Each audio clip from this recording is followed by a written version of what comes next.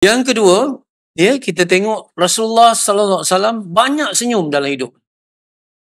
Seorang sahabat, satu riwayat kata Jarir, satu lagi kata seorang sahabat bernama Jarir, ya, radhiyallahu anhu.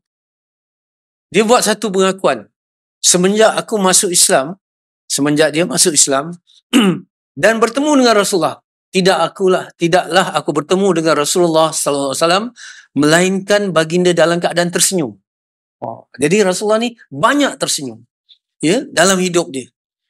Sebab itu kalau kita tengok, ya, dalam kajian psikologi, kalau kita masam, hormon yang dirembeskan ialah hormon kortisol. Hormon ini akan menyekat, ya, perkembangan idea, kreativiti kita, ya, benda-benda yang baik nak masuk dalam fikiran kita. Hormon tu namanya kortisol.